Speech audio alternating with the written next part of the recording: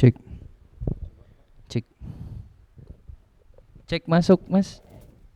Cek satu. Cek 1 2.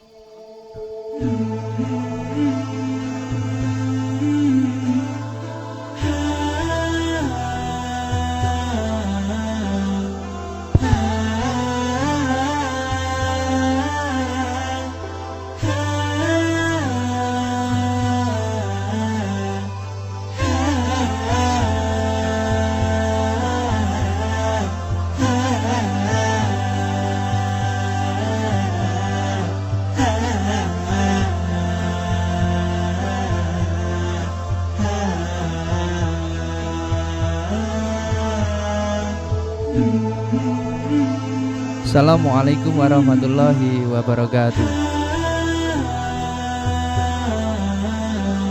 Selamat siang untuk para audiens yang berada di rumah masing-masing mengikuti Zoom meeting dalam acara MKU Kajian Membangun Keluarga Utama Spesial Hifdzun Mal, yang di sini spesial sekali hari ini dengan tema kajian peluang dan penguatan bisnis di era pandemi.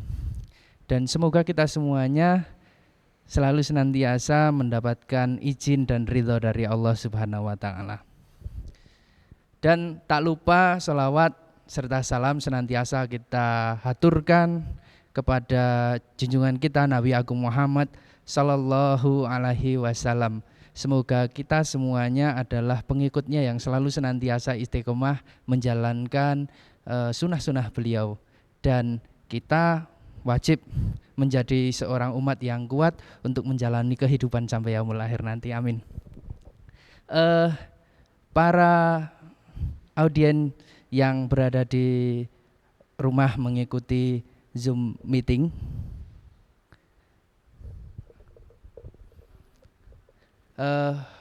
pada kesempatan siang hari ini saya perkenalkan terlebih dahulu. Saya Agus Prayoga Ahmad sebagai moderator di acara kesempatan MKU Spesial Hifdzun Mal hari ini, dan tentunya saya didampingi oleh guru saya Bapak Ustadz Wibowo Ahmad. Saya biasanya memanggil Ustadz Wibowo Ahmad, tetapi pada kesempatan hari ini kita sudah sepakat Pak, saya memanggilnya Pak Wibowo. Kemudian tak lupa kepada para audiensi yang kami hormati dan para teman-teman yang berada di lapangan, tentunya semoga pada kesempatan hari ini acara berjalan lancar seperti biasanya. Dan mari kita buka dengan doa basmalah bersama-sama. Bismillahirrahmanirrahim. Baik, acara ini sangat menarik dalam kontestasi spesial Hifdzun Mal kali ini di masa era pandemi yang tentunya kita semuanya masih di dalam koridor protokol kesehatan. Oleh karenanya saya mengingatkan kepada seluruh masyarakat maupun audien yang berada di rumah masing-masing, jangan lupakan protokol kesehatan. Acara selanjutnya pembacaan ayat suci Al-Quran yang akan disampaikan oleh Ustadz Untung Sofingi. Kepada beliau kami persilahkan.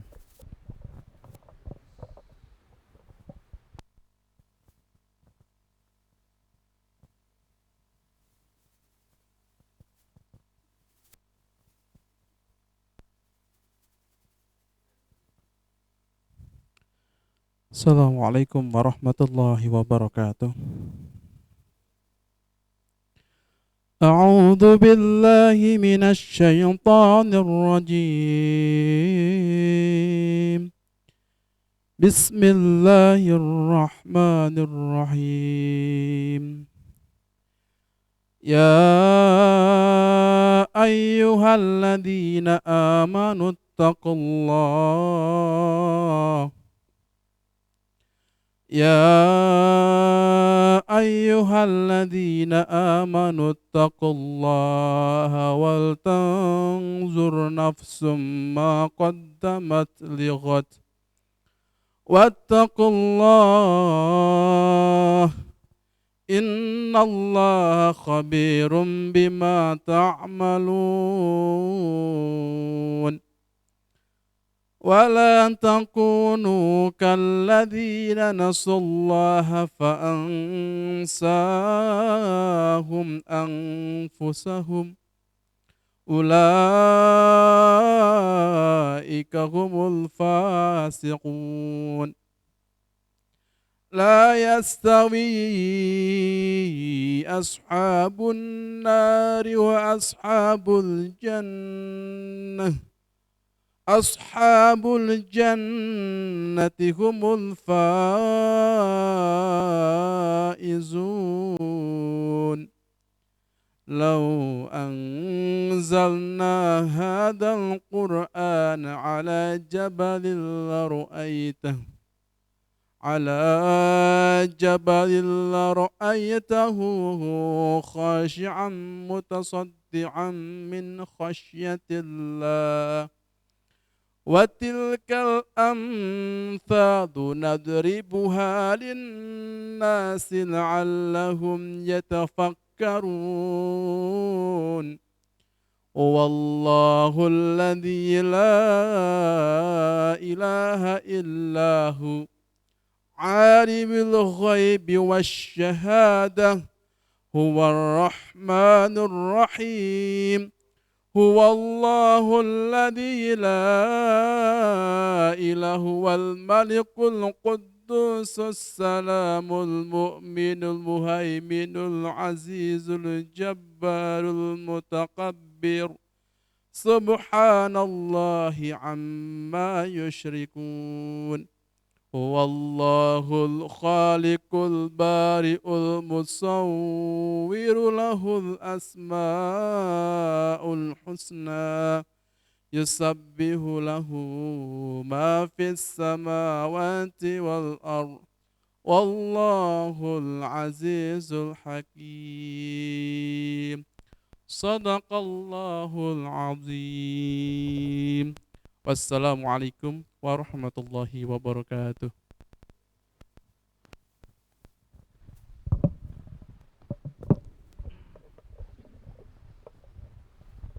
Baik, jazakumullah kepada Ustadz Untung Sofi yang telah membuka acara ini dengan luar biasa. Suaranya, lantunannya enak sekali. Semoga kita semuanya bisa mengambil hikmah dan pelajaran dari apa yang disampaikan tadi melalui ayat Al-Quran. Baik, lanjut. Ini tertarik sekali saya hari ini didampingi oleh guru, kakak, sekaligus orang yang pernah mendampingi saya, Pak Ahmad Wibowo. Selamat siang Pak Ahmad Wibowo. Selamat siang, Assalamualaikum warahmatullahi wabarakatuh. Ya, menarik sekali. Baik, saya perkenalkan terlebih dahulu. Ini Bapak Ahmad Wibowo. Beliau asli Klaten Pak atau Wonosobo? Iya, saya kelahiran Klaten. Oh, asli Klaten ya. Klaten. Berarti kecilnya di Klaten dulu. Kecil di Klaten sampai SD kelas 6. SMP kelas 6. SMA di Wonosobo. SMP di Wonosobo. SMP Lulusan di- tahun berapa Pak? 94 di Oh, SMP 2 Wonosobo, lanjut SMA 1 Wonosobo sampai 97 ya, lulus ya. Sampai sarjana juga di Saya melanjutkan D3 di Politekes Kemenkes Depkes Jogja. Oh, Ya. oke. Sampai Menarik tahun sekali. 2000, kemudian pulang kampung ke Wonosobo, menikah dapat Wonosobo, sampai hari ini di Wonosobo. Berarti istri asli Wonosobo. Asli Wonosobo istri ya. Kalau boleh tahu putranya berapa Pak? Putranya 4, alhamdulillah cowok semua. Yang pertama itu sekarang kuliah di Unsud, Fakultas Peternakan. Yang kedua di SMA kelas 1 di Pondok Pesantren Luluwal Marjan Magelang. Yang nomor 3 kelas 4 di SDIT Insan Mulia Wonosobo, yang keempat kelas 2 di SDIT Insan Mulia gitu. Ya. Oke. Berarti ini laki-laki semua, Pak? Iya. Wah, yang paling cantik istri saya punya ini. Janoko semua ya. Oke. Ya. Ini saya melihat data. Saya lihat data, wah luar biasa ini. Pak Ahmad Wibowo ini adalah wakil ketua 2 konsorsium RAMI Indonesia dan termasuk pendiri ya ternyata. Iya, alhamdulillah. 3 pendiri konsorsium RAMI Indonesia itu kalau boleh disebut, yang 2 itu Wonosobo, yang 1 Bandung. Ya. Artinya itu 2 dari Wonosobo semuanya. Iya, yang 1 itu Dr. Siddiq Samsul Hidayat, beliau asli Sapuran, tapi beliau sekarang menjabat di Politeknik Negeri Semarang. Ya. Gitu. Oke, menarik sekali. Terus yang kedua ini Bapak juga Dewan Serat Indonesia. Ya, kebetulan bisnis saya kan di dunia serat alam, terutama tanaman rami ya. Rami itu saat ini terlama di Wonosobo ini. Jadi sejak tahun 99 sampai hari ini masih saya kembangkan, sehingga saya mewakili serat rami untuk di Dewan Serat Indonesia gitu. Kalau boleh tahu Nun Sewu ini Pak, kayaknya kopiahnya juga dari serat itu. Ya, terus terang saya ini pecinta serat alam ya. Jadi yang saya pakai ini adalah peci dari bulu domba Wonosobo. Bulu domba Wonosobo. Bulu domba Wonosobo asli kita buat sendiri. Alhamdulillah dengan beberapa R&D yang kami lakukan selama 1 tahun terakhir ini, kita bisa merubah limbah bulu domba di Wonosobo yang selama ini dibuang-buang ini menjadi sesuatu yang bisa dipakai gitu. Dan pesanan sudah cukup banyak, insya Allah nanti mudah-mudahan harapannya ke depan bisa memberdayakan dari teman-teman peternak domba, bulunya bisa dibeli, kemudian ada ibu-ibu yang membersihkan, kemudian melakukan spinning, membuat benangnya, kemudian mungkin ada ibu-ibu lagi yang merajut benang ini menjadi peci ataupun menjadi nanti selayar dan sebagainya. Harapannya ini akan menumbuhkan ekonomi di tingkat komunitas peternak Dombos, domba Wonosobo. Gitu. Oke, menarik sekali. Ya. Ini juga Bapak pernah menjadi pembicara di seminar nasional di Menara Kadin juga ya? Ya, pernah. Ya. Kemudian webinar nasional Indonesia Sebagai Lumbung Serat Dunia. Ya. Menarik sekali. Jadi kalau boleh saya sampaikan kepada penonton ya, pemirsa, Indonesia itu mempunyai biodiversitas keanekaragaman hayati nomor 2 di dunia setelah Brazil. Oke, ya, kekayaan sekali. Alam kita ini luar biasa gitu. Makanya kemudian dibentuklah Dewan Serat Indonesia dengan aneka macam produk serat alamnya gitu. Dan saya termasuk insan yang pemerhati dan pecinta serat alam. Oke, ini by the way langsung saja ini Pak. Boleh. Posisinya audiens sudah cukup penasaran nih sebenarnya hari ini itu di era pandemi itu apa sih yang terjadi? Iya, ini saya sapa dulu ya yang di rumah ya. Assalamualaikum warahmatullahi wabarakatuh. Waalaikumsalam warahmatullahi. Alhamdulillah wa syukurillah la haula wala quwata illa billah. Allahumma sholli ala Muhammadin wa ala ali Muhammad amma ba'du. Yang saya hormati jajaran Dewan Direksi PMT Al-Huda, pengurus, penasehat dan juga anggota MKU membangun keluarga utama ya. Alhamdulillah siang hari ini kita dimudahkan oleh Allah untuk berkumpul di tempat ini hanya sebagian, yang lainnya berkumpul di rumah masing-masing karena kita pakai media Zoom ya, pakai media Facebook, kemudian yang lainnya. Kita syukuri sampai hari ini kita masih disehatkan oleh Allah SWT, dan kita doakan saudara-saudara kita yang lain yang saat ini lagi sakit mudah-mudahan segera disembuhkan oleh Allah SWT. Ya. Salawat salam sejenak juga kita janjungkan kepada junjungan kita Nabi Agung baginda kita Rasulullah Muhammad SAW, pada keluarganya, para sahabatnya, para tabi-tabiin, dan mudah-mudahan kita, keluarga kita, anak turun kita dikuatkan untuk selalu ittiba, untuk selalu mencontoh, menghidup-hidupkan sunnahnya, sehingga kelak kita berhak dan layak untuk mendapatkan syafaatnya. Oke, tadi disampaikan oleh Mas Agus tentang apa yang terjadi di era pandemi ini. Kita ketahui bersama bahwa sejak Maret 2021 negara kita ini kemasukan istilahnya COVID-19 virus ya, dan ini melanda 98 negara di seluruh dunia dan semuanya terkena dampaknya gitu. Ya. Lah di situ kemudian berefek dalam dunia bisnis ini, mengefek kepada segala sektor gitu. Paling terasa misalnya di bidang pariwisata, dari transportasinya, perhotelan, kemudian makanan dan seterusnya. Kemudian transportasi paling terasa lagi dengan adanya PSBB ya, pembatasan skala besar ini juga menyebabkan perpindahan dari satu kota dengan kota yang lain, satu provinsi dengan provinsi yang lain, satu pulau ke pulau yang lain ini terhenti. Dan ini dampaknya sangat luar biasa sekali. Ketika kita ingat tahun 97 kita Indonesia ini mengalami krisis moneter, pada saat itu UMKM ini masih bisa bertahan dibandingkan dengan perusahaan-perusahaan yang besar yang kemudian harus merumahkan atau bahkan menutup bisnisnya begitu ya. Tapi pada 2000 ini, tahun 2000, COVID ini juga membatasi pergerakan manusia, pergerakan distribusi. Sehingga menurut data juga sekitar 47% dari UKM kita ini juga mengalami kematian, istilahnya mengalami dampak yang serius. Jadi kalau dibanding tahun 97 yang lalu dibandingkan tahun 2000 ini UMKM-nya menurut data itu lebih banyak yang terkena imbas begitu. Lah, kemudian sampai kapan ini pandemi ini akan berakhir? Apakah tahun 2021 sudah selesai atau 2002, 2003? Ini memunculkan sebuah ketidakpastian yang panjang. Dan inilah yang kemudian kita harus ketahui itu.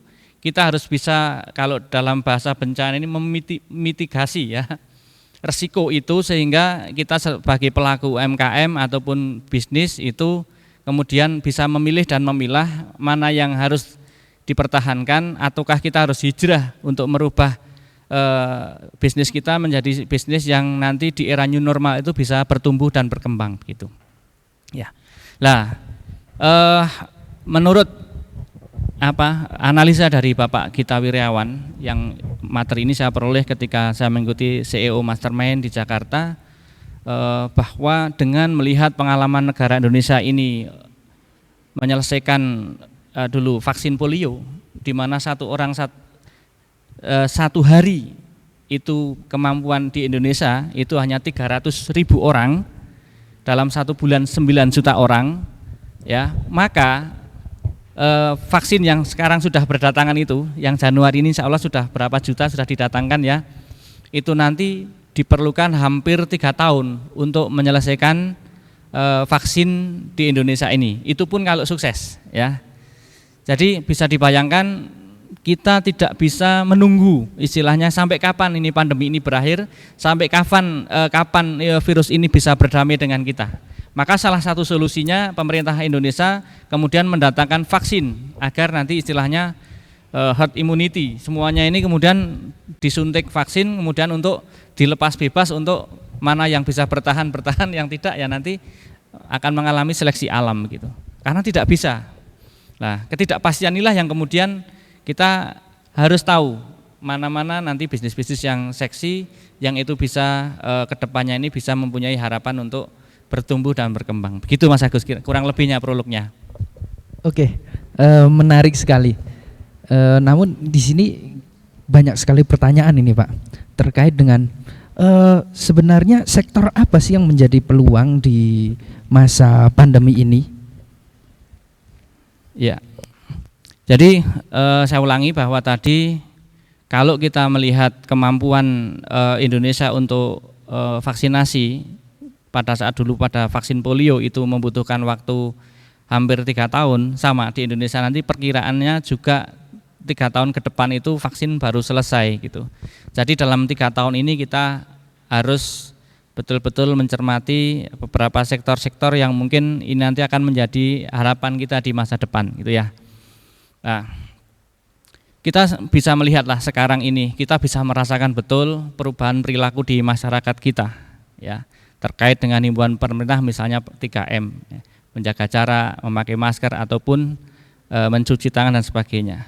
Kita lihat awal-awal dulu pandemi yang namanya hand sanitizer, pencuci alat pembersih dan sebagainya ini kemudian mengalami permintaan yang luar biasa. Kemudian perilaku belanja online ini juga menurut data ternyata mengalami kenaikan yang signifikan gitu. Lah, ini perilaku baru, perubahan perilaku ini kalau tidak disesuaikan, ini nanti ya mungkin akan beberapa kegiatan bisnis itu akan mengalami disruption, akan mengalami kehancuran dan akan punah gitu. Oleh karena itu memang perlu dimodif ya. Nah, apa saja sih subsektor yang mungkin menarik ke depan yang akan menjadi tren?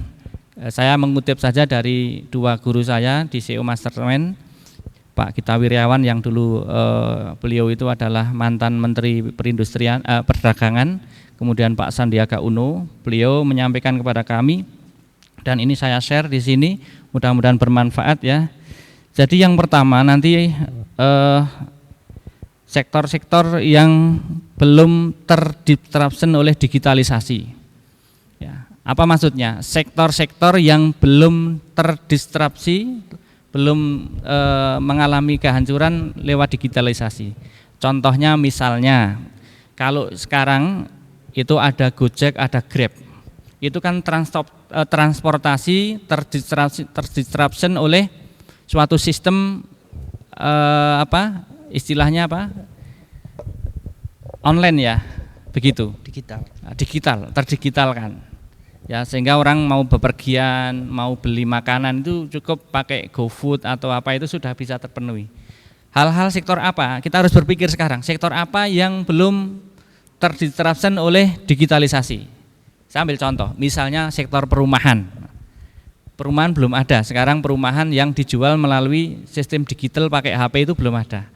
Itu nanti ada peluang di sana. Coba kita cari lagi apa yang belum.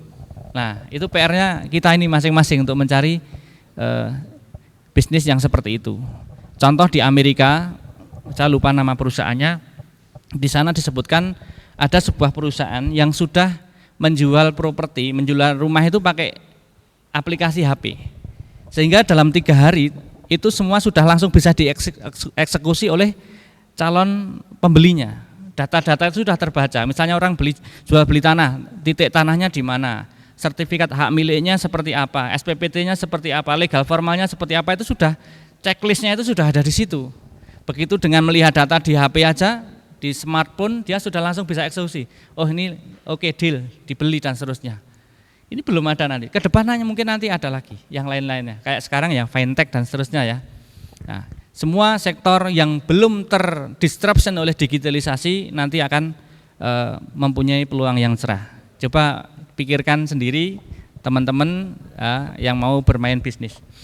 Kemudian yang kedua, all about asuransi. Ya, itu nanti akan menarik karena dalam ketidakpastian orang itu butuh jaminan gitu.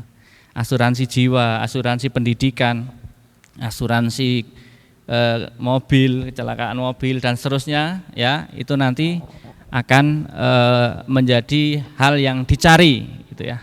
Kalau kita sebagai seorang muslim ya mungkin konsepnya nanti adalah asuransi yang syariah begitu. Kemudian yang ketiga, sektor yang terkait dengan elektrifikasi atau yang berkaitan dengan kelistrikan. Ya, ini terkait dengan isu energi nanti.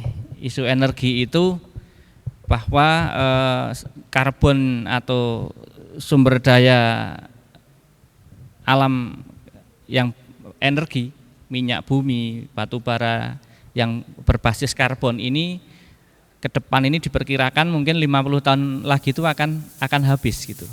Sehingga orang mulai berpikir bagaimana mengganti solar, mengganti produk-produk bahan bakar itu dari yang sekali pakai menjadi sesuatu yang sustainable gitu ya, yang bisa dipakai. Lah salah satunya itu listrik. Kita sudah mengenal misalnya sepeda listrik, kita mengenal juga motor listrik. Kemudian yang terakhir mobil listrik.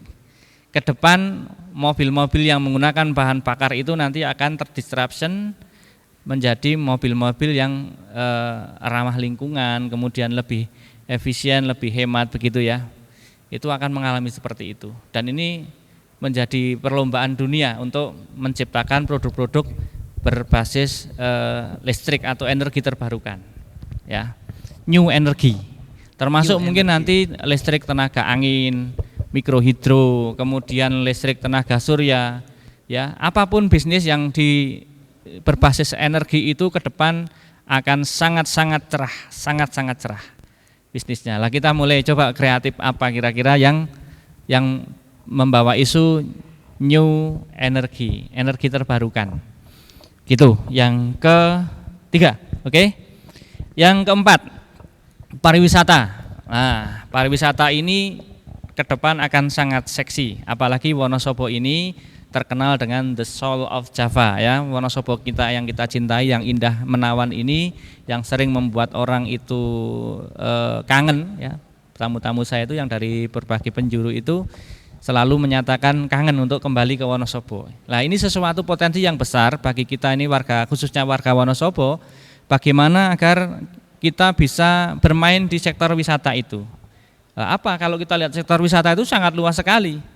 Dari objeknya, objek wisata, tempat wisatanya, aksesoris di wisatanya, oleh-olehnya, souvenirnya, kemudian penginapannya dari homestay-nya, hotelnya, kemudian travelnya, ya, paket-paket wisata ini bisa kita ciptakan gitu.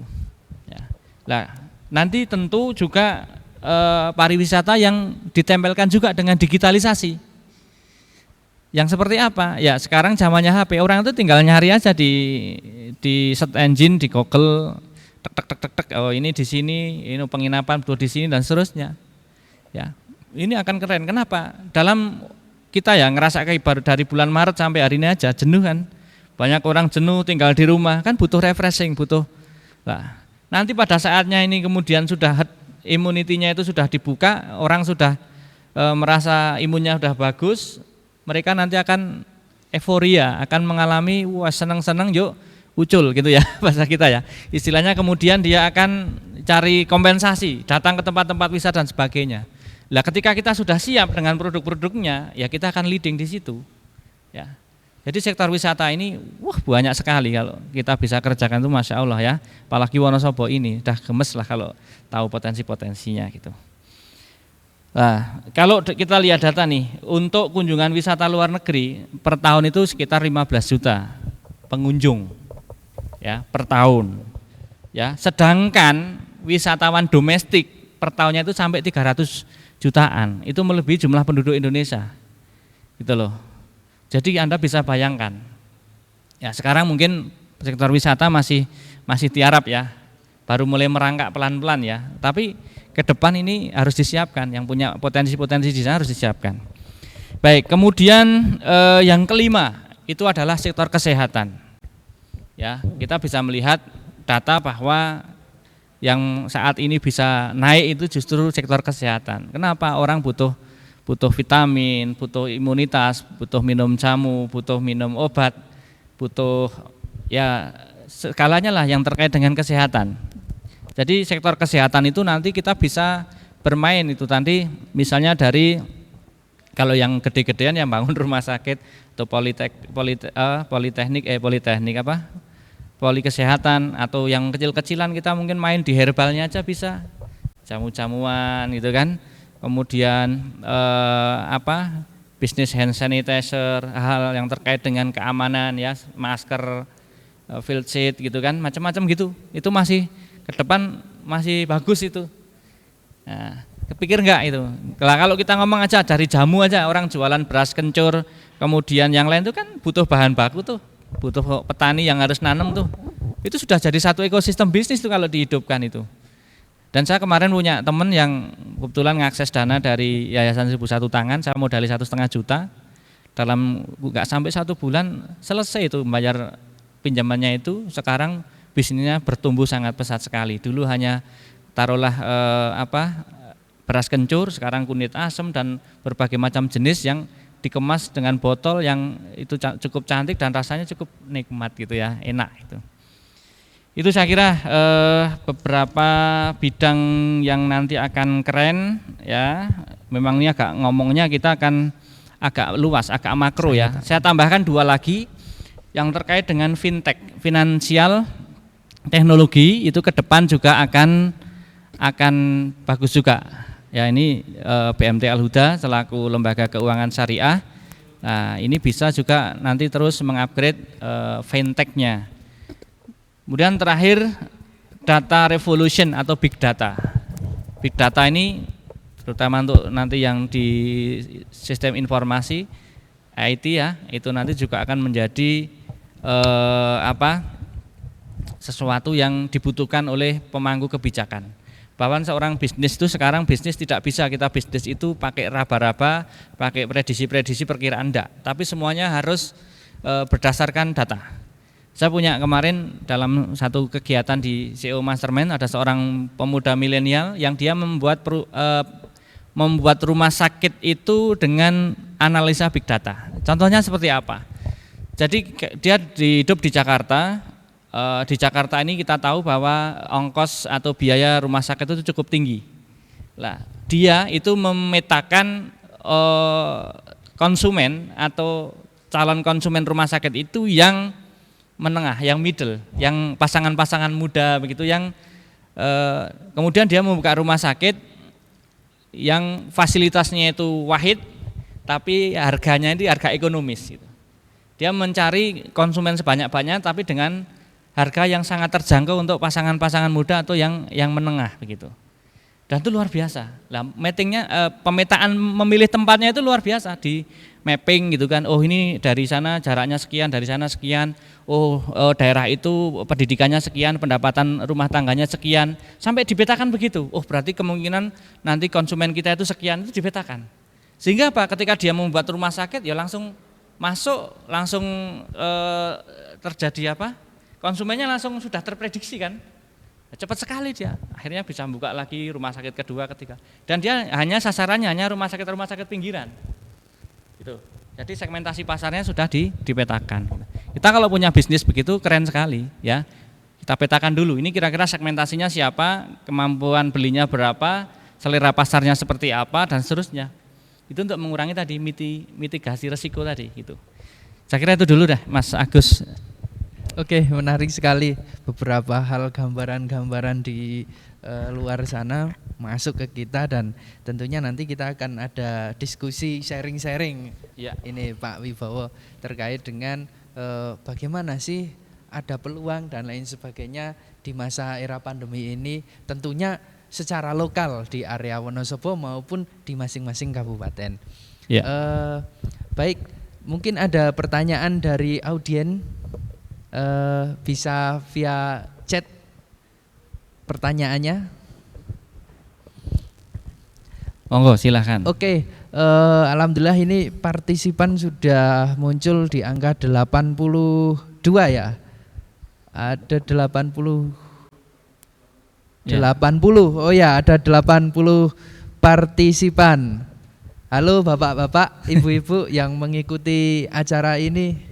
Terima kasih. Para audiens, silakan dilambaikan tangan semuanya. Di sini kelihatan dari layar Pak Ibu. Ya. Beberapa di komunal dikawal oleh teman-teman. Ini luar biasa. Dari Karangkobar, wah jauh-jauh juga ya. Iya, jauh-jauh di sini. Ini itu komunal. Ya. Ada peserta juga dari Depok ternyata. Dari luar kota juga ada. Oke, lanjut kita ke diskusi yang lebih masuk ke dalam tindakan-tindakan kita ataupun hal-hal yang bisa mendapat peluang hari ini. Itu orang-orang banyak sekali butuh peluang, Ustadz. Sehingga pertanyaan dari audiens ini ada sebenarnya dalam bidang apa sih di UMKM ini yang cukup berpeluang di wilayah lokal masing-masing begitu. Oke. Terima kasih Mas Agus. Jadi tadi saya ngomong makro ya, makro subsektornya itu yang luas-luas. Kita coba persempit lagi gitu ya. Sektor apa itu. Dan kita ketahui memang terbanyak ya. Kalau saya lihat kayak di Wonosobo ini UMKM kita itu terbanyak misalnya di sektor makanan ya, kayak karika, kemudian keripik-keripik, jamur, petos dan seterusnya ya. Nah, memang begini Bapak Ibu, teman-teman semuanya. Jadi di era perubahan perilaku ini kita harus mengamati perilaku orang itu ya, bahwa orang itu sekarang mungkin tidak terlalu tertarik untuk beli offline gitu ya, cenderung di rumah pesen gitu ya. Nah, ini kalau sektor-sektor jasa misalnya seperti apa tukang cukur, kemudian yang lain itu ya kemudian akan mengalami kendala gitu. Nah, kita lihat saja orang kalau banyak di rumah ini kira-kira ya apa sih yang dibutuhkan kan begitu kan. Salah satu contoh mereka pengennya yang simple misalnya kita bisa main misalnya di catering makanan sehat misalnya gitu kan.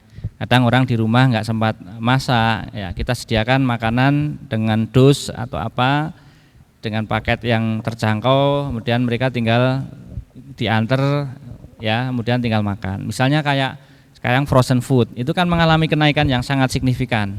Ya makanan-makanan yang siap tinggal menyantap masak sebentar, ya kemudian jadilah makanan itu kan.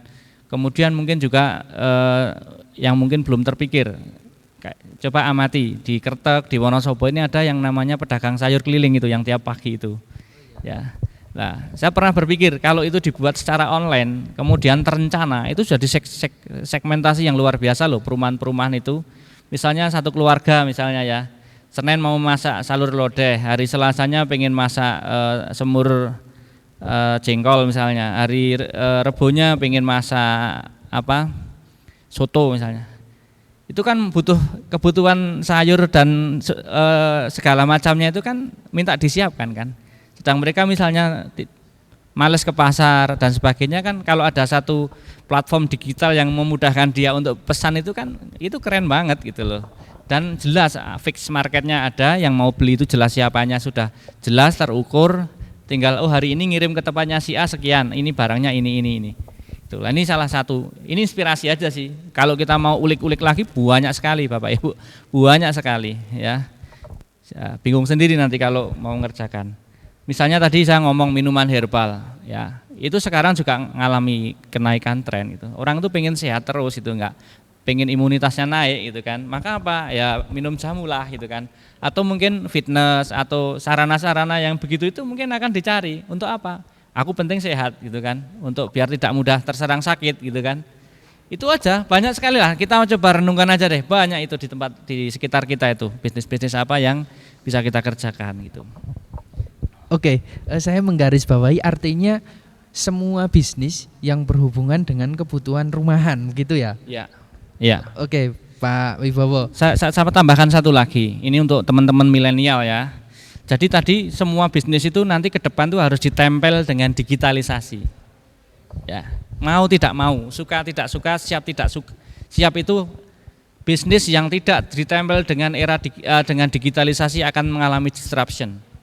Kenapa? Tadi sekarang selama 1, 2, 3 tahun ini orang akan dibiasakan dengan online gitu. Ya. Apapun itu. Jadi nanti kalau teman-teman UMKM ini punya produk, ya usahakan harus gitulah. Kemudian muncul sektor-sektor seksi lainnya, misalnya kayak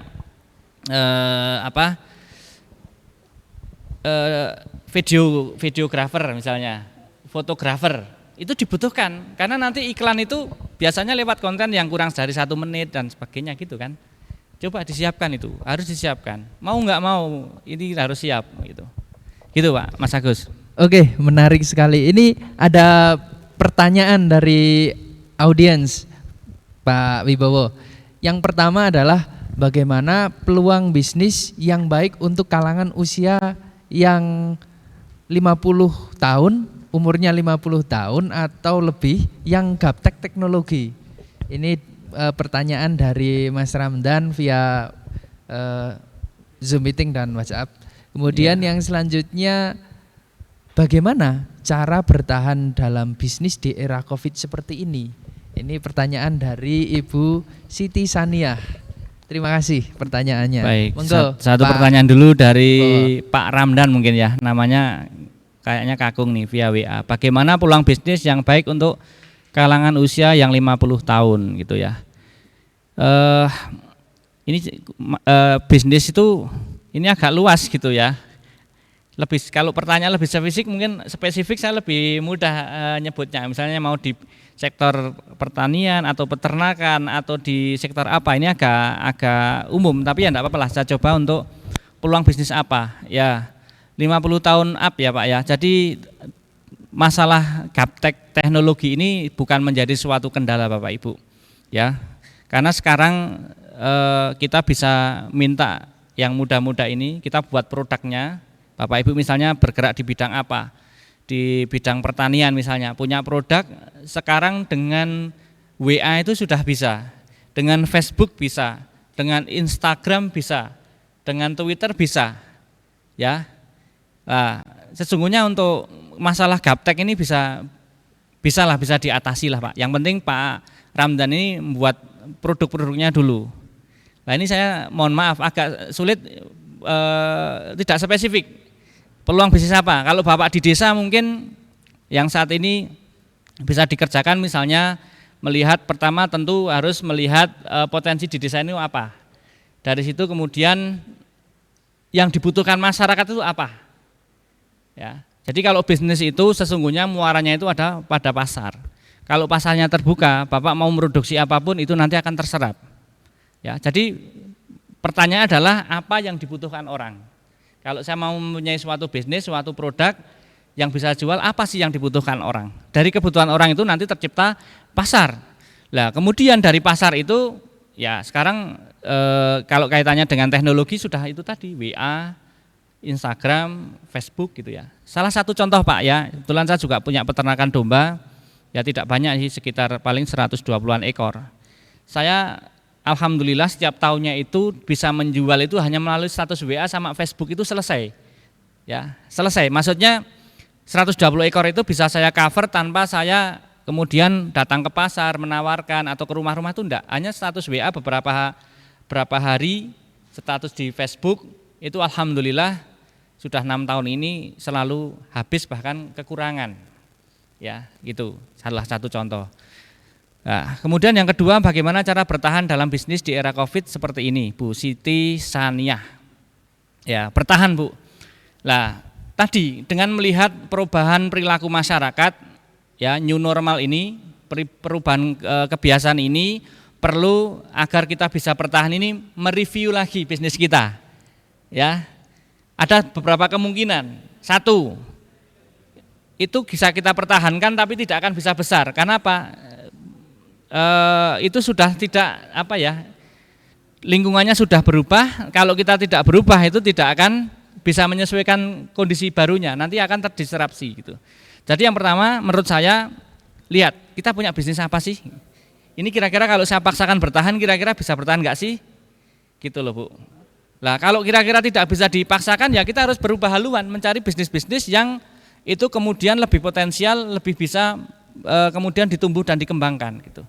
Salah satu contoh yang kemudian beberapa hotel ketika era pandemi tidak ada konsumen, gitu kan? Kemudian dia merubah bisnisnya menjadi tempat isolasi mandiri. Jadi hotel itu jadi rumah sakit. Nah, ini salah satu contoh kreatif ya. Ya kan? Kan kalau hotel kemarin tutup semua itu. Lah, gimana dia? Dia nawarkan ke orang-orang yang punya duit, silahkan hotel saya gunakan untuk rumah sakit. Nah, ini salah satu contoh. Ya, salah satu contoh. Lah, coba lihat bisnis saya ini apa dan sebagainya. Oh, kira-kira nanti gimana? Kalau memang nggak bisa dipaksakan, jangan dipaksakan. Mati kita nanti, gitu ya. Ya ini mohon maaf tuh gambarannya seperti. Mudah-mudahan tidak terpuaskan. Ya.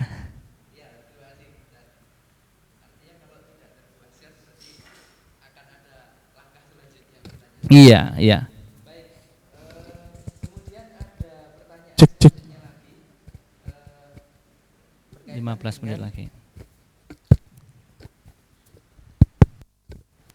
Oke, saya ulangi. Ini berkaitan dengan segmen usaha yang tadi dijelaskan, dihubungkan dengan industri halal.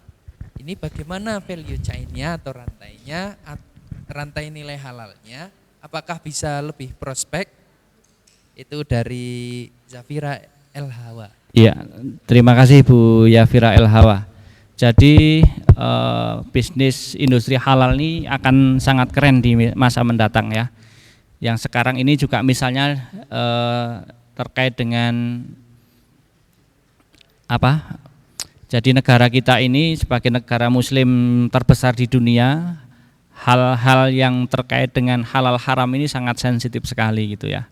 Dan kita agak tertinggal dengan negara Malaysia ya untuk ini ya. Jadi jika dihubungkan dengan value, rantai nilai halal ini sangat prospek Bu. Ibu mau nggarap apa? Misalnya frozen food ya. Orang saat ini misalnya beli beberapa jenis frozen food, kalau dia itu cuma ini daging apa sih gitu kan, disembelihnya dengan baca basmalah enggak, itu kan orang ragu-ragu. Kalau kita orang yang teliti ya, yang sangat hati-hati dalam makanan ini akan berhati-hati. Beda ketika perusahaan itu dari hulunya, misalnya dari peternakannya, kita bisa menunjukkan ini peternakannya ini kita kasih makan dengan makanan yang bergizi, berkualitas. Kemudian kita sembelih di tempat penyembelihan yang dengan cara penyembelihan yang syar'i, kemudian diolah dengan cara yang higienis, kemudian diproses juga dengan cara yang bagus sampai menjadi suatu produk frozen food yang kita bisa jamin kehalalannya karena dari hulu hilirnya kita pegang. Oh, ini keren banget gitu loh. Ya, hal yang lain lah, misalnya kayak terutama kalau halal haram ini kan makanan ya, di bidang makanan ya. Di bidang makanan itu kita bisa kasih garansi kepada customer dengan label dijamin halal, disembelih dengan menyebut nama Allah misalnya gitu. Kita sebagai customer itu sangat care ya. Wah, enak tuh ning kono sudah dijamin nih gitu lah. Nah, itu layak Bu dilanjutkan ya tadi ya Bu Yahira ya. Atau di Indonesia pun sekarang di sektor tekstil itu juga lagi kedepannya ini akan digarap juga untuk yang tekstil syariah gitu ya. Kiblatnya harapannya menjadi kiblat fashion dunia untuk fashion yang syariah gitu ya. Gitu. Oke, menarik sekali apa yang disampaikan oleh Pak Wibowo. Ini pertanyaannya banyak sekali Ustadz. Jadi memang saya hitung ada puluhan ini pertanyaannya. Oke, ini ada satu pertanyaan yang cukup menarik Ustadz. Posisi pasar induk itu kan masih belum begitu prepare, belum siap. Tapi ternyata pedagang kecil di pasar induk itu juga kena dampak lagi setelah pandemi. Nah, ini bagaimana sih sebenarnya, ada enggak sih kiat-kiat atau peluang-peluang lain untuk para pedagang pasar ini? Ini kan cukup turun. Sudah kemarin turun malah turun lagi begitu. Iya. Monggo pencerahannya. Betul sekali Mas Agus. Jadi memang dengan dampak pandemi ini menyebabkan daya beli masyarakat kita itu turun. Ya. Apalagi hal-hal yang terkait dengan bukan yang pokok ya, bukan pokok. Yang pokok saja mereka karena sebagian mengalami dampak, mungkin pendapatannya menurun, kemudian pola belanjanya pun juga berubah gitu kan. Itu yang pernah ini dari Pak Fatur Rahman ya. Nah, untuk teman-teman yang ada di pasar ini memang harus, menurut saya ini juga harus menyesuaikan diri, karena tadi ada perubahan perilaku masyarakat kita untuk tidak cenderung belanja secara offline, secara datang ke pasar ya, datang ke pasar untuk kemudian berbelanja. Itu mereka mohon maaf mikir-mikir gitu kan, lah engko nek di sana kena Covid gimana dan sebagainya kan, ada kerumunan, ada apa gitu kan. Kemudian ya di Wonosobo sendiri tahu sendirilah kondisi pasar seperti apa kan ya. Dengan situasi yang seperti itu banyak orang yang kemudian tidak tertarik untuk datang ke pasar gitu. Lah, disinilah teman-teman yang di pasar itu sebaiknya kemudian juga menghibridkan, mengawinkan konsep penjualannya dengan yang di pasar, buka lapaknya di pasar, tapi juga mengawinkan dengan sistem teknologi, misalnya pakai WA. Ya, yang paling sederhana karena WA, kan nggak ada marketplace ya untuk ya mungkin menawarkan misalnya beras mulai WA ke tetangga di grup-grup gitu kan. Ya paling gitu solusinya. Nanti sayur apa, coba aktif lah daripada mohon maaf di pasar kemudian duduk nungguin customer, konsumen datang. Coba mempunyai list ya, nama-nama pelanggannya itu disusun, kemudian kebutuhannya apa dipetakan sehingga kemudian bisa dilayani secara mungkin jemput bola. lebih banyak untuk jemput bola. Gitu. Kalau enggak nek menunggu tok repot, Pak. Ini loh, mohon maaf loh, kita tidak bisa melawan perubahan situasi ini, tidak bisa melawan kebiasaan yang berubah di masyarakat kita. Kalau kita, aku bisanya jualan gini ya gini, ya repot. Ya, kita akan terdisruption gitu. Jadi di sini hanya ada pilihan, mau tidak mau berubah tapi kemudian hilang, atau harus berubah menyesuaikan diri dengan situasi yang berbeda ini. Nanti kayak dinosaurus itu, karena nggak bisa menyesuaikan diri dengan alamnya, ya punah itu. Iya, menarik memang. Artinya memang harus mengikuti perilaku konsumen ya. Artinya itu. Iya, mutlak itu. Oke, ada pertanyaan lagi ini Pak Wibowo.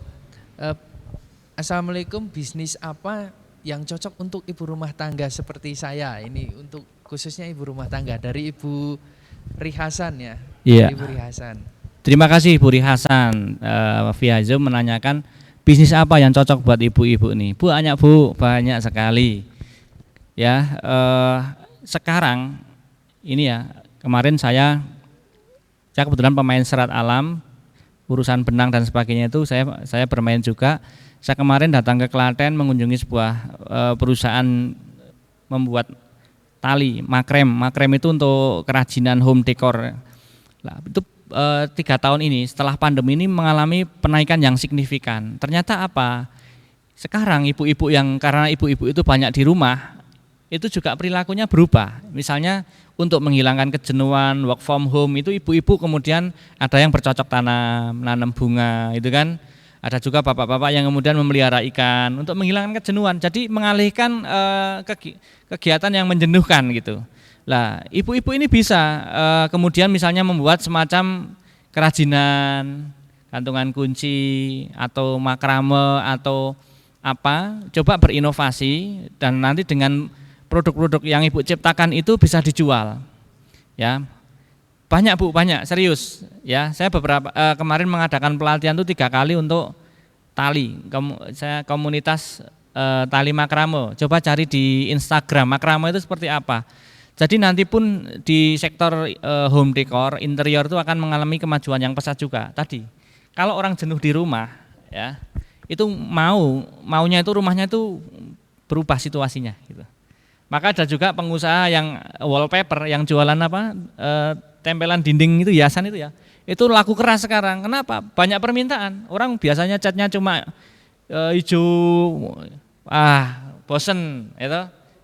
Kemudian dirubah dengan motif-motif yang lain. Kenapa? Karena banyak di rumah gitu loh.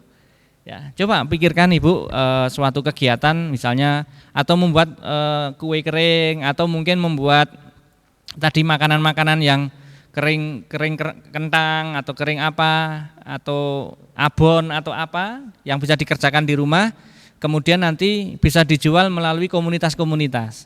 Itu bisa juga. Ya, banyak deh, pokoknya banyak itu. Oke, ya.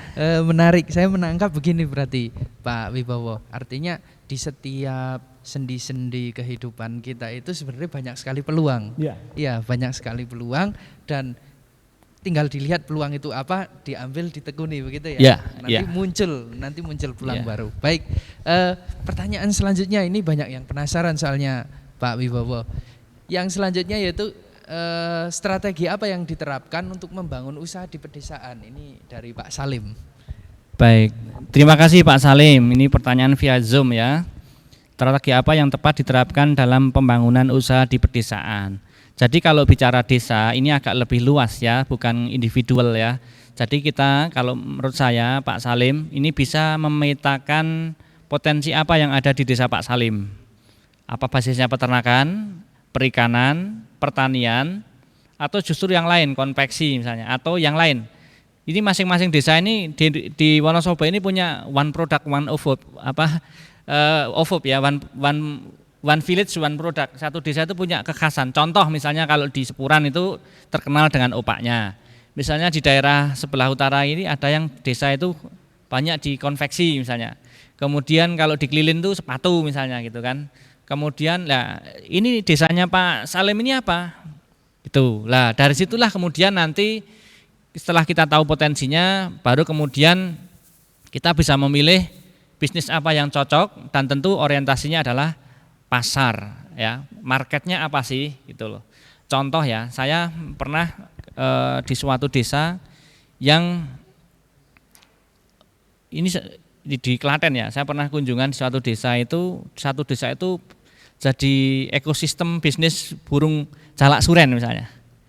Ternyata ada yang mereka itu cuma ngendoke, neteske, setelah netes ini dioper ke orang berikutnya, hanya lolos sampai mangkring ya, sampai mandiri makan sendiri, kemudian ada lagi komunitas yang itu menjual gitu. Jadi di era sekarang ini Pak Salim dan Bapak Ibu semuanya, kita tidak bisa main sendiri-sendiri. Kita tidak bisa istilahnya itu one man show, nggak bisa. Ini yang kita harus berbagi peran gitu ya. Ada yang produksi, ada yang memasarkan, ada yang berkreasi R&D-nya begitu. Ya, dan itu menjadi satu ekosistem bisnis. Ya, mungkin suatu saat perlulah kita berdiskusi lebih detail ya, karena ini pertanyaannya kan cukup luas gitu menarik loh. Menarik Ya. ini. Oke, Pak Wibowo, artinya namanya komoditi di suatu tempat tertentu menjadi komunitas itu menjadi peluang juga, artinya sangat berpeluang Ya. gitu. Oke, menarik. Ini pertanyaan selanjutnya. Saya petani sayur dari Kretek pada era pandemi ini harganya sangat tidak menentu, fluktual. Lah, bagaimana cara mensikapi ini ataupun bagaimana cara terobosan untuk bertahan? Ini menjadi menarik, Pak Wibowo. Ya. Mungkin dari Pak Wibowo langsung bisa menyampaikan. Bu Martiah nih dari Pasar Kretek ya, petani sayur di Kretek. Memang untuk dilemanya di negara kita ini untuk sektor pertanian itu faktor harga ini fluktuatif ya. Kadang petani itu bisa memproduksi dengan sangat bagus produksinya, tapi harganya jatuh gitu kan. Kadang pas produksinya rendah, pas harganya istimewa gitu kan, sehingga kadang tidak klop gitu ya.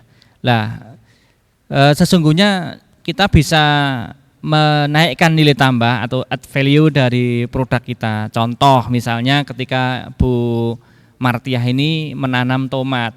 Kalau pas harga tomat jeblok, ya harus berkreasi. Ini kira-kira biar nggak jeblok, awet diapakan? Misalnya gitu kan. Oh mungkin dibuatlah yang saus tomat bisa. Mungkin dibuatlah yang buah yang manis-manis itu tomat manisan tomat misalnya begitu. Ya, itu harus dilengkapi keterampilan lain sehingga ketika terjadi hal yang tidak diinginkan itu nanti ada solusi.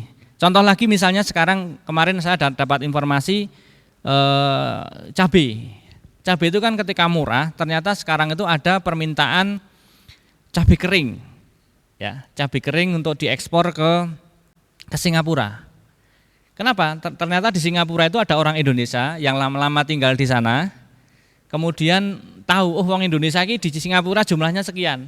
Nah, dia berkreasi membuat sambal, ya, sambal yang itu cita rasa khas Indonesia.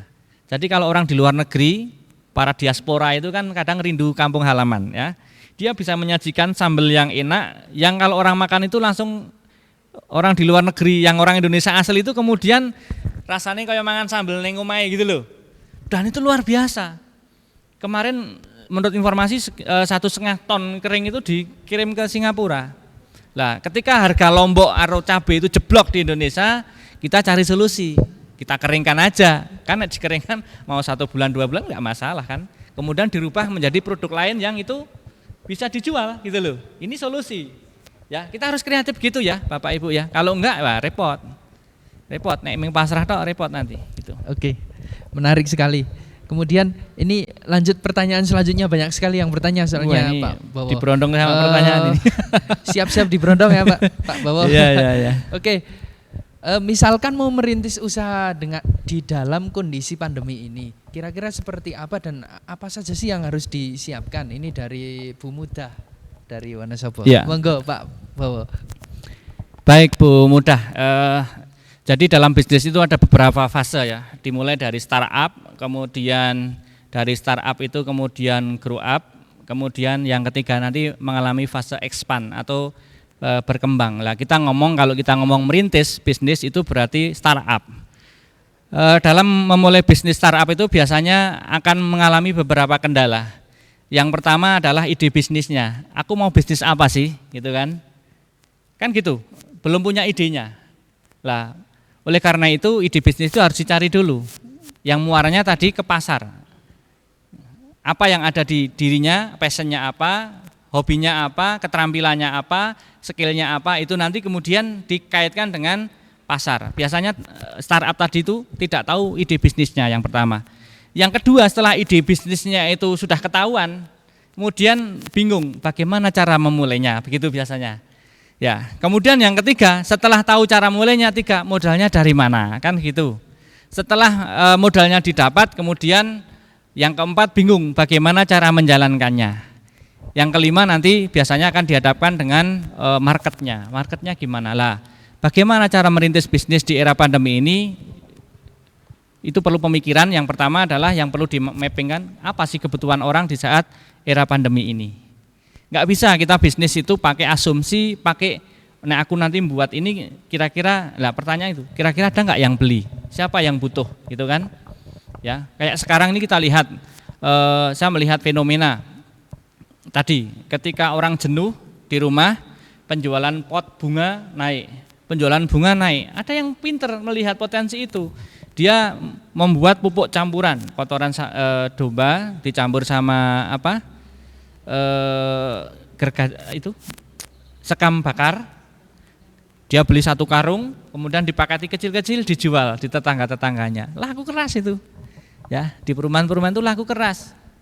Nah, ini kan satu ide sederhana ini. Maka apa yang dibutuhkan orang, gitu kan? Nah, ini Ibu Mudah tadi bagaimana cara merintisnya? Satu, tentukan dulu mau bisnis apa. Setelah itu tahu bisnisnya apa, hitung-hitungan kira-kira butuh modal berapa.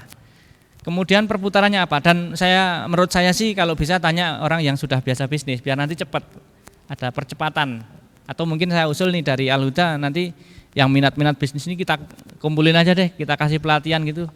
Nanti bolehlah kita share tentang bagaimana memetakan bisnis itu prospek enggak dan sebagainya. Saya siap, udah free dah, yang penting kumpulin orangnya. Menarik. Kita ada namanya Empowering Market Community. Jadi ada komunitas orang-orang pedagang-pedagang, termasuk juga anggota-anggota MKU ini. Ya, karena kalau di sini tanyanya pendek-pendek kan nggak detail. Saya kalau di sini tak tanya langsung bisnismu apa dan sebagainya. Ini kan susah kita diagnosanya itu susah gitu loh. Kalau mendetail kita bisa analisa sampai dalam gitulah istilahnya itu begitu. Ya. Insya Allah nanti kalau sudah tidak pandemi lagi, Ustadz. Ya. Oke. Ini masih ada juga nih. Masih ada ini pertanyaan lagi dari Mbak Vita Longkrang ini. Saya pelaku bisnis online shop, kemudian online shopping ya, dengan segmentasi penjualan barang-barang sekolah. Sementara saat ini sekolah sedang sistem belajar online.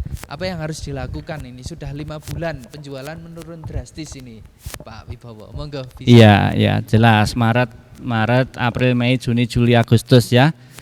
Jadi memang untuk Bu Vita kita harus kreatif tadi menyikapi situasi dan kondisi.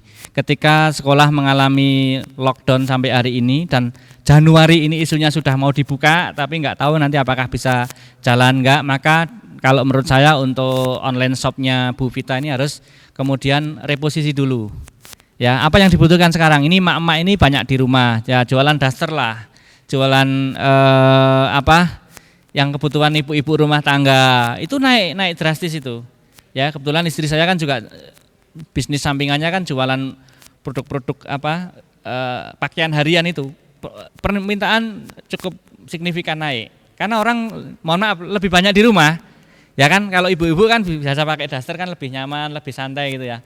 Lah, sama online shoppingnya ini juga pindah dulu, coba apa yang dibutuhkan orang yang ada di rumah itu aja. Nanti insya Allah akan jalan. Misalnya jualan kebutuhan rumah tangga atau apa gitu ya, yang itu dibutuhkan emak-emak di rumah gitu.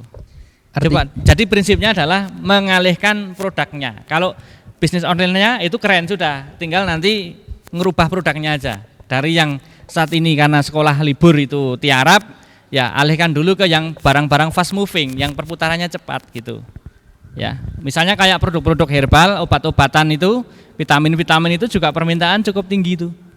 Coba dipelajari ya, gitu. Oke, artinya memang tidak bisa dipaksakan ya Pak Wibowo. Tidak bisa. Tidak bisa dipaksakan. Ya, Tetap kondisi semacam ini melihat perilakunya harus dirubah ya. Kita harus Iya. mengikuti begitu ya. Iya, betul. Oke. Menarik sekali. Wah, pertanyaannya banyak sekali ini. Pak Wibowo, pertanyaan lagi nih. Kami bekerja di sebuah taman wisata di Wonosobo, sedangkan di era Covid ini pariwisata ditutup. Ini mungkin bagaimana solusinya? Ini dari Mbak Andini ya, Mbak Andini Kalianget. Mbak Ini Andini Kalianget. pertanyaannya Ya. apa ini? Ini belum menjadi suatu pertanyaan ya. Kami bekerja di sebuah taman wisata di Wonosobo. Nah, Bagaimana? Ini pertanyaannya bagaimana yang harus dilakukan? Apakah saya harus bertahan atau harus tutup terlebih dahulu begitu? dia sebagai Yang pengelola bersama atau ya. apa ini? Bentar, ini pertanyaannya belum selesai ini. Oh, harus bertahan ya. Bertahan Bertahan atau atau mencari peluang lain? ya. Jadi kalau tadi di awal saya sudah menyampaikan bahwa pandemi ini mungkin akan normal itu baru setelah 3 tahun atau sekitar tahun 2024. Ya, asumsinya apa? Asumsinya tadi dengan kemampuan vaksin Indonesia pada saat polio itu 300.000 orang per hari, 9 juta orang per bulan atau 100 juta per tahun itu 3 tahun itu asumsinya baru selesai. Maka kita itu akan mengalami ketidakpastian dalam 3 tahun ini. Lah, kapan sampai nanti pariwisata itu normal kita tidak tahu. Oleh karena itu, menurut saya, ya kita sementara mencari peluang lain dulu, sambil mencari inspirasi, istilahnya nanti ketika ini buka ini nanti bagaimana itu lebih bagus, lebih banyak pengunjung begitu.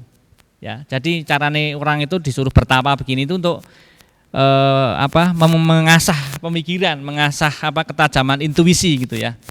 Itu. Dan nanti yang sudah bisa memprediksikan itu nanti yang akan leading, akan kemudian memimpin pasar gitu. Jadi saya kira lebih baik mempersiapkan diri untuk mencari haluan yang lain dulu sampai nanti ada kepastian. Karena di dalam bisnis itu tidak bisa terlepas dari kepastian tadi.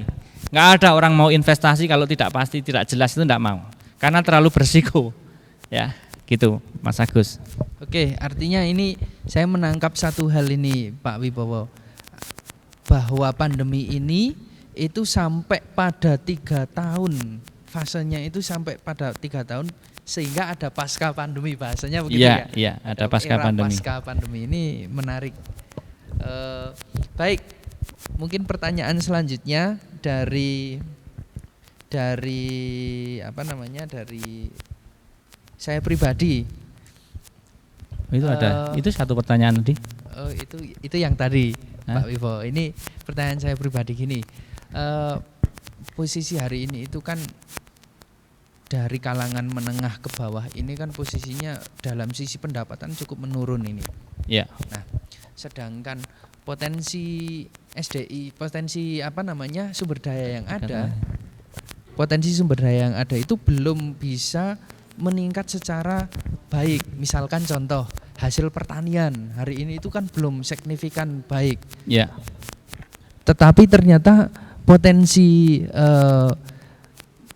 pertanian ini itu justru malah harganya juga turun. Tadi sudah ditanyakan. Nah, sedangkan kalau mau pindah usaha ini juga membutuhkan modal lagi. Padahal modalnya sudah di pertanian. Nah, kira-kira nih mungkin nggak sih ada terobosan di wilayah dari saya yang sudah punya modal, sudah kadung, bahasanya kadung di lahan, saya juga nggak bisa dapat apa-apa karena harganya turun.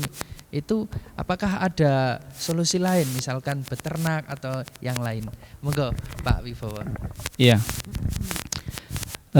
Ini lebih berarti pertanyaan lebih ke mereka yang berbasis pertanian ya.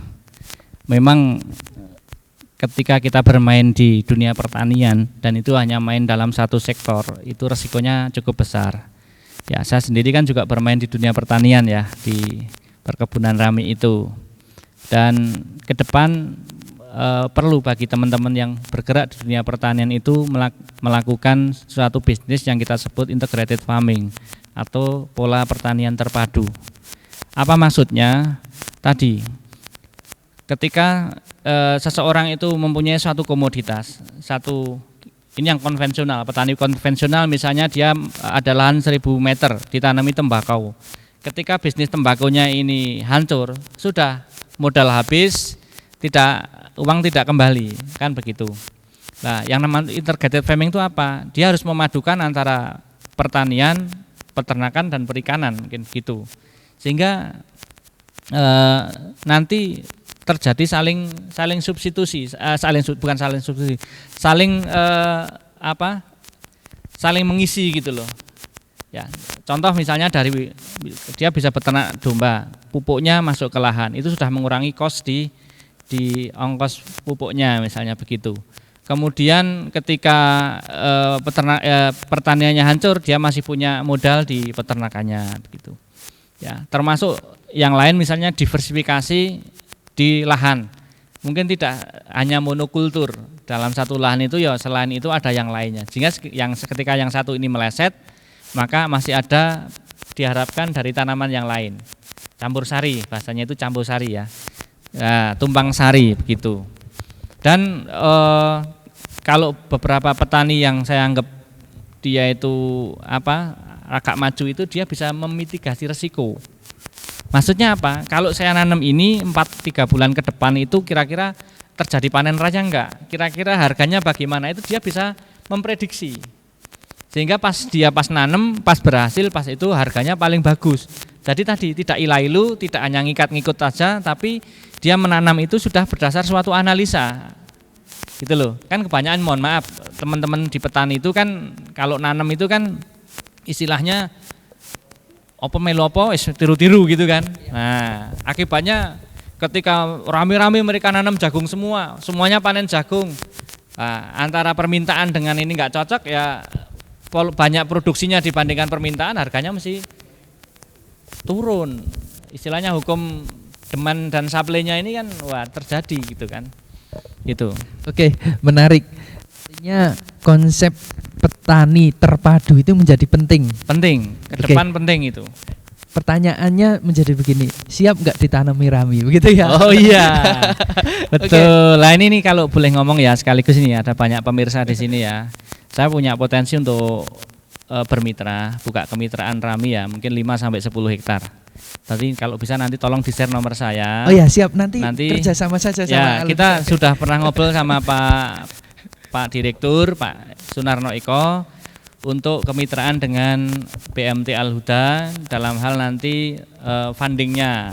Oke, saya sebagai pelaku usaha nanti yang akan menjamin pasarnya. Menjamin, ya, artinya menjamin itu saya insya Allah kontrak order siap untuk menjamin pembelian produk dari petani-petani mitra, tapi harus jadi mitra ya. Oke, nanti kita bentuk koperasi lah, koperasi misalnya kelompok tani rami Wonosobo misalnya gitu. Nanti di situ kita berdayakan, rami memberdayakan diri dan kita konsep kalau bisa integrated farming tadi. Ya insya Allah kalau rami harganya stabil, nanti sekali nanam bisa untuk 5-7 tahun gitu, tiap 2 bulan sekali dapat cash flow, kan lumayan gitu kan. Nah, gitu. Ya, ini by the way ya, ini ya, sedikit iklan. Intermezzo ya. Ya. Oke, Pak Wibowo, selanjutnya ada 2 pertanyaan yang gini. Waduh, banyak sekali pertanyaannya. Audiennya masih sangat-sangat sangat-sangat antusias, Pak Wibowo. Oke, dari Bu Asih, ini ingin berbisnis tetapi terkendala modal.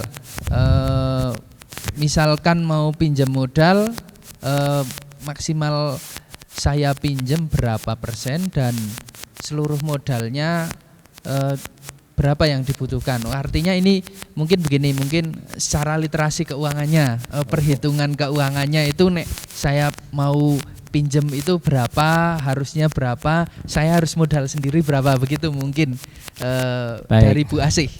Baik Bu Asih, ini masalah modal itu tergantung ya, suka. Kalau menurut saya ya, saya sebagai pelaku bisnis suka-suka aja sih. Ya, misalnya contoh nih, Ibu misalnya mau jualan gorengan atau jualan sayur, modal yang panjenengan butuhkan setelah di list beli ini macam-macam bla bla bla nya 500.000 gitu kan. Kok saya masih panjenengan Bu Asih sudah punya uang 200.000. Kalau mau pinjaman ya sudah tinggal kurangannya 300.000 gitu kan. Atau enggak punya modal sama sekali tapi punya potensi bisnis yang bagus, ya bisa saja 100% itu nanti modalnya kita bisa nanti modelnya itu sirkah atau bagi hasil, bisa juga nanti istilahnya saya sarankan sih bagi hasil gitu. Kalau pinjam meminjam nanti kalau akadnya nggak jelas nanti malah masuk ke riba kan gitu kan. Jadi berapa persentasenya kalau menurut saya tidak ada patokan, tergantung kesiapan kita saja.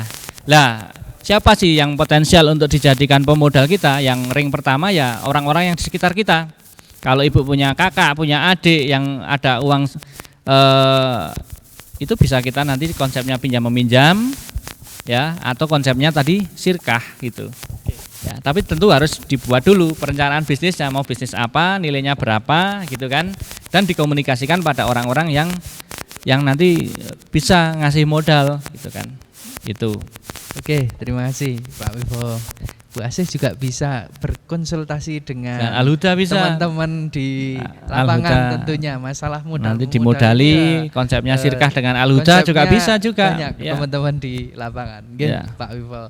Oke, selanjutnya dari Bu Nuni Rahayu terkait dengan salak yang berada di wilayah Sukoharjo. Ini kan petani salak cukup lesu. Pak Wibowo, karena harganya itu yang di sana di atas itu harganya di angka 3.000 4.000, yang di bawah ada yang 800 1.200, fluktual sekali hingga jelas. Nah, ini kira-kira apa terobosannya Pak Wibowo? Monggo pencerahannya Pak. Oke, untuk petani salak memang saya memantau dari tahun ke tahun ini kurang signifikan ya perkembangannya ya, karena harganya sok kadang sampai 500, kadang sampai 1.000. Mohon maaf, kadang juga ada yang tidak dipanen sama sekali, karena kalau dipanen malah rugi untuk biaya panennya gitu kan. Kalau kita melihat salak ke depan tuh memang ya mohon maaf ya Bu ya, para petani salak ya sudah terlalu banyak sih petaninya gitu. Kemudian serapan pasarnya juga cenderung stagnan ya untuk salak. Kemudian salak sendiri fluktuasi harganya sangat ekstrim kan. Kalau pas panen raya itu tadi bisa di bawah 1.000 ya, kalau pas lagi bagus ya 3.000-an ya mungkin ya 4.000. Nah, kalau menurut saya ya terobosannya, kalau panjenengan tidak bisa memberikan nilai add value pada produk salaknya ya ganti, kalau saya ekstrimnya gitu, ganti komoditas yang itu lebih prospektif gitu. Misalnya yang nanti ke depan akan bagus itu termasuk di empon-empon, di bahan baku herbal itu menurut saya ke depan akan sangat bagus sekali. Karena orang dengan kebiasaan baru, kemudian suka minum jamu-jamuan, itu akan terjadi peningkatan permintaan untuk kebutuhan-kebutuhan seperti itu, untuk herbal, untuk jamu-jamu instan gitu ya. Dan kalau ada permintaan pasar, berarti nanti untuk hulunya, bahan bakunya, sumber-sumbernya ini juga akan bagus. Dan akan lebih keren lagi ketika kemudian kita itu bisa berkelompok, komunitas tadi. Kita bisa kemudian melakukan penawaran pada perusahaan-perusahaan jamu yang gede, karena kita komunitas, suplainya itu bisa continue, kapasitasnya bisa dipertanggungjawabkan, itu bisa. Kalau kita sendirian ya, kita bisnis di itu misalnya bahan baku produk jamu, ya nggak mau, pabrik itu maunya yang jelas volumenya. Saya minta misalnya 5 ton per bulan, sanggup nggak? Lah, kalau kita rame-rame di situ, beberapa petani kemudian memproduksi itu baru kita bisa ngomong ke pabrik. Kalau kamu berapa hasilnya? Cuma 1 kintal Pak, ayo neng pasar wae jualannya kan gitu kan. Nah, nanti jadi permainan tengkulak lagi gitu kan. Nah, jadi monggo lah, menurut saya kalau memang sudah 1, 2 tahun, 3 tahun udah nggak perspektif, kalau saya tak ganti saya. Lah ngapain, nanti berikutnya akan berulang-ulang seperti itu toh. Wong saya punya toko aja kalau sudah 3 tahun tak hitung rugi ya wis tak tutup aja. Itu. Ya kan? Mana iman dibuang setiap tahun misalnya minusnya 16 juta, mending duduk manis aja nggak nguang dan 16 juta kan gitu kan. Misalnya kayak gitu. Ya. Ya. Oke, lanjut pertanyaan terakhir aja ini. Ya, ini kok Pak jadwalnya setengah Bawa. 3 ini sudah hampir jam 3 ini nggak kerasa ini. Karena asik sekali pertanyaannya banyak sekali ini. Banyak Oke, sekali ini. Terakhir ini Ya. dari Pak Sudi di Ngadirjo. Ini jauh juga ya Ngadirjo. Oke. Baik. Kalau Rami di daerah dengan ketinggian 800 mdpl itu bisa dibudidayakan enggak sih Pak? Ya. Baik, ini pertanyaan terakhir ya, udah jam 3 ini. Waduh, kayaknya nggak ada habisnya ini pertanyaannya. Nanti di sesi lain lah kita diskusi lagi. Terus terang Pak Sudi atau mungkin petani-petani lain yang dengar suara saya hari ini, tahun ini saya mengalami permintaan pasar yang luar biasa. Jadi saya mempunyai 2 perusahaan yang saya supply, itu semuanya bermain di home decor, dan Rami saya itu 90% kebutuhan bahan mereka. Saat ini mereka sebagian masih impor dari Cina, karena kapasitas produksi saya juga masih kurang maksimal, kemudian istilahnya kualitasnya juga masih perlu banyak diperbaiki gitu ya. Lah Rami ini cocok di ketinggian antara 500 sampai 1000 dpl. Usahakan lokasi panjenengan itu tidak terlalu jauh dengan sumber air, karena Rami itu begitu ditanam 4 bulan sudah panen pertama, tiap 2 bulan sekali akan panen selama 5 sampai 8 tahun tergantung tingkat kesuburan tanah panjenengan. Ya, bisa dibayangkan itu. Ada enggak suatu tanaman yang bisa menghasilkan selama 8 tahun dengan sekali nanam, tapi setiap 2 bulan sekali memberikan cash flow atau pemasukan, ya. Ditanam 4 bulan langsung panen 2 bulan dan seterusnya. Kalau bagus airnya, pupuknya itu tahun bisa 4 kali panen. Gitu. Kemudian untuk potensinya kalau 1 hektar itu 10 ton atau sekitar 400 serat, itu hampir sekali panen panjenengan dapat duit 16 juta. Kotor ya. Nah, ini kalau nanti yang tertarik ngubungi Al-Huda aja, kita kumpulkan. Tapi kalau bisa saya kalau di luar Wonosobo, saya minta minimal itu ya 1 hektar, 2 hektar gitu. Karena kaitannya sama prosesnya ini, kalau terlalu jauh angkutannya nanti boros. Tapi kalau ada 5 hektar ngumpul, nanti kita taruh mesin satu di situ, diproses di situ, mereka yang kerjakan. Dalam satu komunitas kelompok tani itu nanti kita berdayakan satu kelompok tani. Minimal 1000 meter ya, kalau mau nanam ya 1000 meter. Jadi nanti kalau di situ target kita 5 hektar, terserah ngatur gimana, yang penting minimal satu anggota itu 1000 meter. Dikumpul ya 3-4 hektar, 5 hektar gitu. Ya, ini insya Allah ke depan serat alam ini akan cukup keren sekali, karena juga sekarang sudah masuk ke PRN, Prioritas Riset Nasional. Nanti Rami itu akan menjadi tekstil fungsional. Salah satunya misalnya untuk body armor, untuk rompi anti peluru, untuk medical fashion, berarti baju untuk antibakteri dan seterusnya gitu. Banyak sekali lah, ini karena waktunya terbatas ya, mohon maaf ya. Nanti bisa menghubungi Al-Huda lah, karena insya Allah kita akan kerjasama dengan Al-Huda untuk dalam hal pemberdayaan ini. Kemarin udah ngobrol-ngobrol ringan dengan Pak Direkturnya, ya, kan, tapi belum action kita. Ya. Oke, sebenarnya banyak sekali pertanyaan, tetapi ini waktu yang terbatas. Pastinya spesial Hifdun Mal ini akan berlanjut ke waktu dan acara yang selanjutnya. Ini masih bersambung, Pak Wibowo. Oke, mungkin terakhir, mungkin closing statementnya atau hal-hal atau clue-clue yang bisa disampaikan oleh para audiens semuanya yang berada di rumah masing-masing melalui Zoom ini, Pak Wibowo, monggo saya persilahkan closing statementnya. Baik Bapak Ibu yang saya hormati, di semua tempat, di semua penjuru, di era pandemi ini apa yang perlu kita lakukan? Yang pertama tadi kita harus melihat situasi kondisi, kita harus beradaptasi dengan keadaan. Kita harus menentukan apakah kita harus bertahan pada pola lama ataukah harus berhijrah dengan pola yang baru, itu tergantung panjenengan semuanya. Kemudian di era pandemi ini kesempatan panjenengan kita semuanya untuk kemudian mencari ide-ide baru, menyiapkan nanti ketika musim semi pasca pandemi ini, harapannya kita sudah siap, jauh lebih siap untuk beraktivitas atau berbisnis apapun itu, yang kemudian itu akan menjadi harapan cerah bagi kita semuanya. Yang berikutnya, kita jangan lupa istilahnya harus melibatkan Allah dalam setiap aktivitas kita, karena tanpa pertolongan, tanpa bimbingan, ridho dari Allah SWT, apapun yang kita lakukan di dunia ini tidaklah artinya, gitu kan. Inna sholati wa nusuki wa mahyaya wa mamati lillahi rabbil alamin. Saya kira dari saya itu, mohon maaf atas segala kekurangannya, itu karena kebodohan saya, kelemahan saya, dan terima kasih kesempatan hari ini saya diundang oleh Al-Huda, dan terima kasih perhatiannya pada semuanya para pemirsa di rumah masing-masing. Salam sehat ya. Kupat campur santen kalau lepat nyun pangapunten. Assalamualaikum warahmatullahi wabarakatuh. Terima kasih Pak Wibowo.